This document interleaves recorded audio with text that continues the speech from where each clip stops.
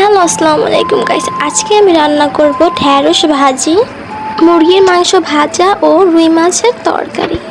আমি এদিকে প্রথমেই ঢেঁড়স ভাজি করে নিয়েছি, এদিকে ভাতটা আমার হয়ে গিয়েছে, রাইস কুকারে দিয়ে দিয়েছিলাম। আমি রুই মাছ ও মুরগির মাংস ভালোভাবে ধুয়ে নিয়েছিলাম।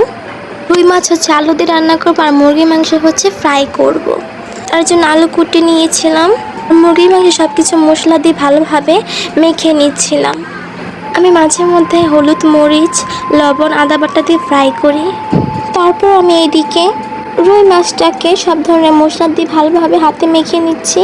এই রুই মাছগুলোকে ভাজা হবে, যে আলু দিয়ে ঝোল রান্না করা হবে। এইদিকে আমি সব কিছু রান্না করে নিয়েছিলাম। রুই মাছটা দেখতে খুবই লোভনীয় লাগছিল। আর আমি এদিকে ঢেঁড়স ভাজিটা রান্না করে নিয়েছিলাম। তারপর খাওয়ার আগে গরম গরম মুরগির ফ্রাই ভেজে নিচ্ছিলাম। একটি পাত্রে বেসন, হলুদ, মরিচ এর গুঁড়া লবণ পানি দিয়ে গুলিয়ে নিতে হবে। তারপর আমি মাংসটাকে দিয়ে দিব। মাংসটা আগেই বয়েল করা ছিল।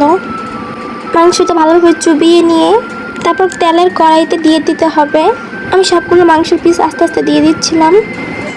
মাংসের পিস দেওয়া হয়ে গেলে ভালোভাবে ভেজে নিচ্ছিলাম উল্টে পাল্টিয়ে। এদিকে ভাজা হয়ে গিয়েছিল, পরে নামিয়ে নিয়েছিলাম।